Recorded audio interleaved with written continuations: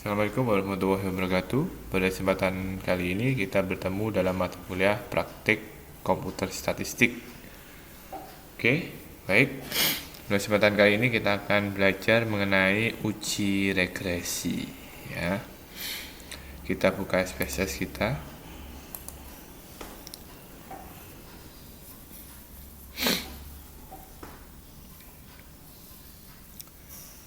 Oke. Buka data cross-check 1 ya, cross-check 1 atau bisa kalian buka melalui file open ya, data, kalian cari data cross-check 1 SSLS ya. Di sini tidak ada, berarti di download. Nah, di sini kita cari, kalian cari aja cross-check 1 ya, lalu open cross-check 1. Nah, ini data yang ini ya. Oke, sebelum kita melakukan uji regresi, kita akan memahami apa itu uji regresi. Di sini. Uji regresi, korelasi dan regresi. Korelasi, bedanya antara korelasi dan regresi. Korelasi ini menguji asosiasi hubungan antar variabel, tidak menguji hubungan ketergantungan antar variabel yang satu dengan yang lain ya. Tidak ada variabel dependen dan independen kalau di korelasi. Tapi kalau di regresi, dia menguji asosiasi hubungan antar variabel ya, menguji hubungan ketergantungan antar variabel yang satu dengan variabel yang lain. Ada variabel dependen dan independen. Nah, variabel dependen ini Y biasanya ya, dilambangkan dengan Y di statistik, dan independen adalah dilambangkan dengan X. Oke, analisis regresi di sini. Analisis regresi digunakan untuk tujuan peramalan, yaitu memprediksi besarnya variabel dependen dengan menggunakan data variabel independen yang sudah diketahui nilainya. Nah, di sini variabel dependen ya, ini merupakan variabel yang terikat ya. Terikat itu istilahnya, variabel dependen ini ditentukan oleh besarnya variabel independen. Nah, tapi pada pengujiannya, variabel dependen ini juga harus dapat diukur ya. Variabel dependen dan independen ini harus dapat diukur dan memiliki nilai ya. Tapi besarnya hubungan itu ditentukan oleh analisis regresi ini. Oke. Dalam analisis regresi akan dikembangkan sebuah estimating equation, yaitu formula matematika yang mencari nilai variabel dependen dari variabel independen yang diketahui. Nah, jadi sebuah estimating equation yaitu Y ya, biasanya Y itu dependen sama dengan A itu ada konstanta plus beta 1 X1. Nah, ini beta 1 ini adalah nilai dari variabel independen ya, X1 nya itu plus B2 X2. Nah, ini B2 itu adalah nilai dari variabel independen kedua yaitu X2 ya, ditambah sebanyak variabel independen yang ingin diuji plus adanya E yaitu errornya ya. Error ini adalah kalau dalam statistik itu nilai peramalan ya. Jadi kalau peramalan pasti ada sebuah errornya ya, tapi error ini tidak boleh lebih dari 0,05 kalau di sosial. Kalau di eksakta itu tidak boleh lebih dari 0,01. Oke. Jenis regresi sederhana. Nah, regresi sederhana ini terdiri dari satu variabel dependen atau satu Y ya, dan satu variabel independen atau satu X ya. Nah, kalau regresi berganda di sini bisa saja menggunakan lebih dari satu variabel independen atau lebih dari satu variabel X ya. Independen itu kan X, jadi ada X1, X2, X3 dan seterusnya. Nah, ini adalah model regresi sederhana ya. Jadi di sini ini variabel dependen ya, ini konstantanya, dan ini adalah variabel independen. Nah, ini adalah koefisien regresi variabel independen. Biasanya di sini adalah ada plus E ya, plus E ini errornya. Oke. Nah, di sini regresi linear berganda kalau kita lihat ya lebih panjang ya. Nah, ini Nah, di sini syaratnya uji regresi ya, uji regresi y-nya ini harus metrik. Ya, yang dimaksud dengan metrik ini adalah nilai dari skala bisa skala rasio ya, skala ordinal ya. Dan tidak boleh di variabel regresi ini ya, dependennya adalah non metrik. Non metrik itu variabel nominal seperti nilai 0 dan 1. Tidak boleh. Itu harus metrik ya. Nah, di sini kalau variabel independen di regresi itu boleh metrik dan non metrik. Terserah, campuran juga nggak masalah. Nah, di sini metrik, di sini non metrik, di sini metrik. Nah, itu tadi ya, metrik dan non metrik ditentukan dengan skala pengukurannya. Kalau nominal ya, skalanya nominal itu non metrik. Kalau skalanya ordinal terus rasio itu merupakan variabel yang nilainya metrik. Oke. Lanjut, koefisien determinasi yaitu R² menunjukkan bagaimana variasi dari variabel dependen dapat dijelaskan oleh variabel independen. Koefisien determinasi ini merupakan salah satu kriteria yang harus kita pertimbangkan ya dalam menilai goodness of fit dari model regresi ya. Jadi goodness of fit dari model regresi yang kita buat antara variabel dependen dengan variabel independennya. Goodness of fit ya harus memenuhi ya. Semakin besar ya. Nah, di sini contoh adjusted R² adalah 0,84, artinya 84% variasi dari dependen dapat dijelaskan oleh variabel independen, sedangkan sisanya 16% dijelaskan oleh sebab-sebab lain yang tidak dimasukkan dalam model, yaitu ini yang lainnya, ya, variabel yang lainnya. Misalnya ada, nanti kita akan uji, ya. Kita akan uji dari data cross-check yang pernah kita lakukan, yaitu income sama dengan ya, earn, wealth, saving. Nah, itu kita akan uji berapa nilai R² nya. Itu merupakan suatu ukuran goodness of fit. Angka R² berkisar antara 0 sampai 1. Semakin mendekati 1, hubungan kedua variabel semakin kuat. Nah, di situ kan 0,84, 0,94. Nah, artinya 0,84 ini kalau dikalikan 100% itu jadinya persentase. Kan nggak mungkin lebih dari 100%. Pasti nilainya adalah paling mentok adalah 100%. Jika nilai adjusted R² bernilai negatif, maka dianggap 0. Oke. Nah, uji simultan. Nah, uji simultan ini adalah salah satu juga merupakan bagian dari uji goodness of fit ya. Jadi uji simultan ini ya, nilainya harus signifikan. Berarti goodness of fit-nya terpenuhi. Berarti model regresi sudah baik dan benar. Kalau uji F-nya tidak signifikan, berarti uji goodness of fit-nya tidak lolos. Jadi ada dua kriterianya, uji koefisien determinasi dan uji simultan uji F ini ya. Nah, di sini. Ini ada uji signifikan parameter individu, uji T. Uji T ini dimana nanti ada nilai signifikan ya, harus di bawah 0,05. Ini ya. Nah, coba kita sekarang latihan. Kita akan menguji ini ya, analyze.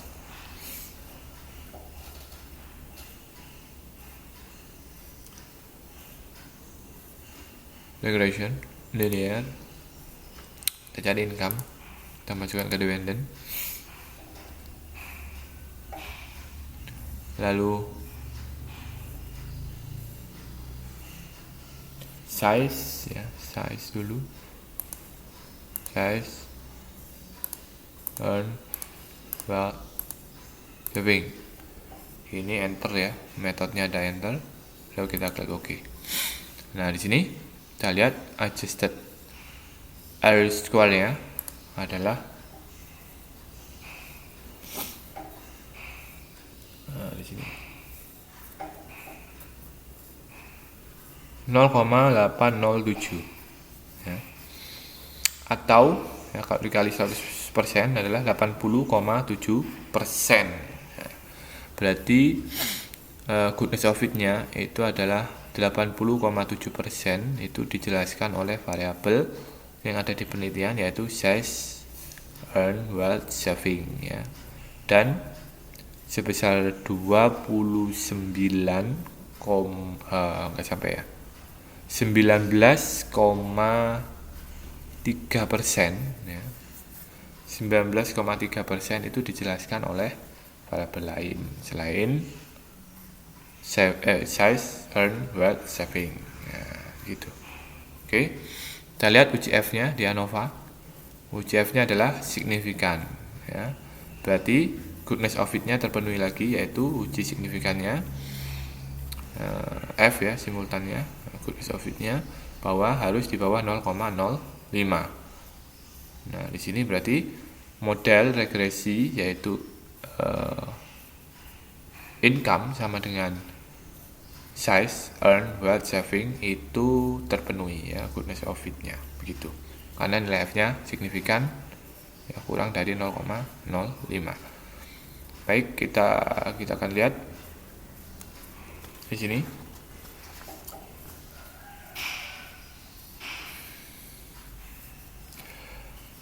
Kita lihat uji T-nya, ya, uji individualnya tadi ya. Di sini uji individualnya tadi. Di sini ya, signifikan parameter. Kita lihat signifikan ya, yang berpengaruh signifikan itu berarti ya signifikannya kurang dari 0,05. Berarti yang berpengaruh adalah yang earn dan wealth ya, karena yang size ini lebih dari 0,05 yaitu 0,075. Yang tidak berpengaruh adalah size and saving, yang berpengaruh adalah earn dan wealth. Nah, di sini ini adalah angka-angka yang perlu diperhatikan ya, pertama. Terus yang kedua, ini adalah besarnya pengaruh. Jadi ketika kalian menggarap skripsi nanti ya, dengan skripsi kuantitatif tentunya, dengan uji regresi di dalam SPSS, yang perlu kalian perhatikan adalah signifikan ini dulu. Yang signifikan yang mana? Ya, misalnya yang earn dan wealth. Berarti nanti kalian akan lihat nilai B. Ya, ini nilai B ini adalah koefisien regresinya. Di mana berarti kalian akan membuat ya koefisien. Ya. Bentar, saya akan buka Word. Jadi yang pertama kalian lakukan adalah dengan membuat sebuah persamaan regresi ya, di hasil itu B1 X1 plus B2. Misalnya ini ada variabel independen yang kita gunakan, size, earn, wealth, saving kurang 1.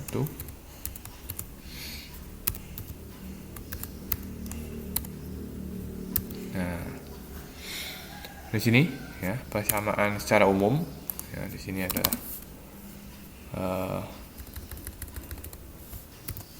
persamaan regresi.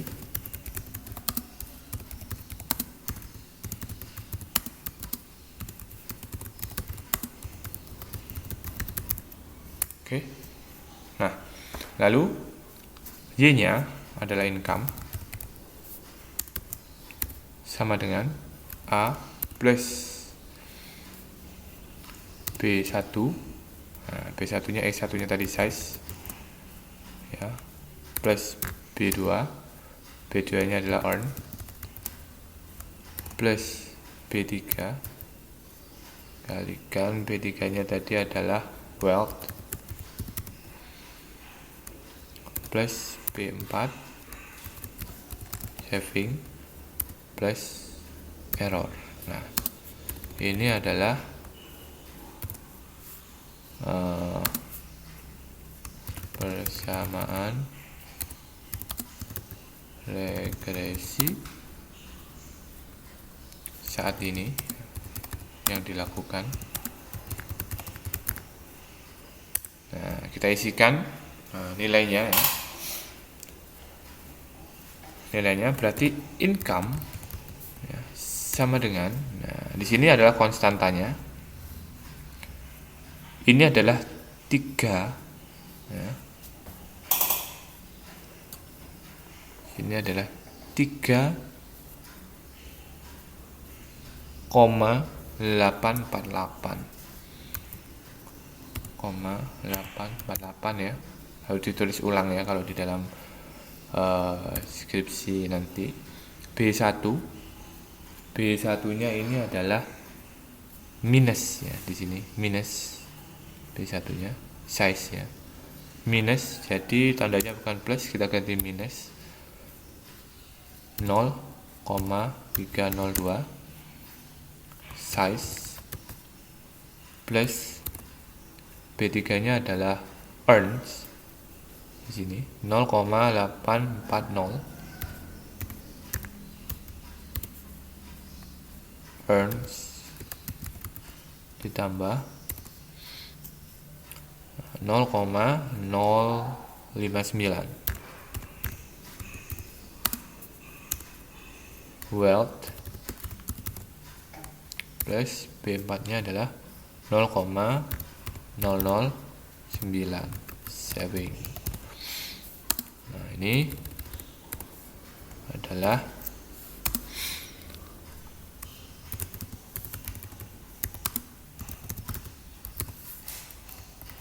bersama regresi hasil uji ya. Hasil ujinya seperti itu. Nah, ini artinya apa? Ya. Nah, ini artinya apa? Bahwa ya, yang pertama, ketika size, earn, wealth, dan saving konstan bernilai konstan, maka besar income adalah 3,848 ribu dolar ya, karena di sini adalah satuannya ribu ya. 3,000 dolar. Oke. Yang kedua yang perlu dijelaskan bahwa karena yang berpengaruh adalah earn dan wealth ya, earn dan wealth ini tadi. Nah ini earn dan wealth ini yang 0,00 dan 0,003 karena di bawah 0,05, yang dijelaskan hanya ini ya. Kalau yang size dan saving karena tidak signifikan tidak usah dijelaskan lagi. Nah, baik. Sekarang kita ke earn dan wealth. Kita fokus ke earn dan wealth, bahwa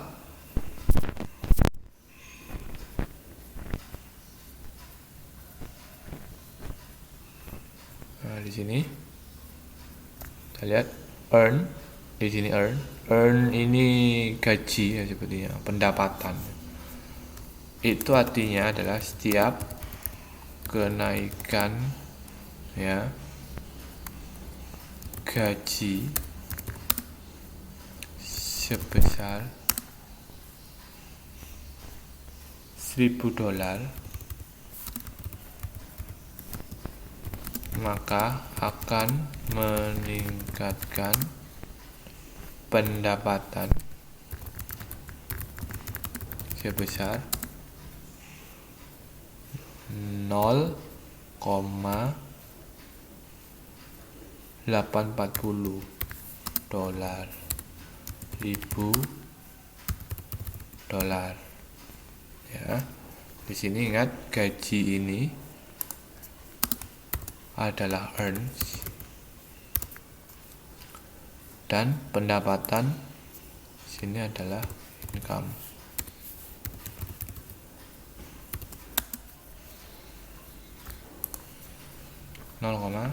sekian dolar. Oke. Yang ketiga di sini adalah setiap kenaikan kekayaan atau wealth sebesar $1.000, maka akan meningkatkan ya pendapatan atau income sebesar berapa itu? 0,059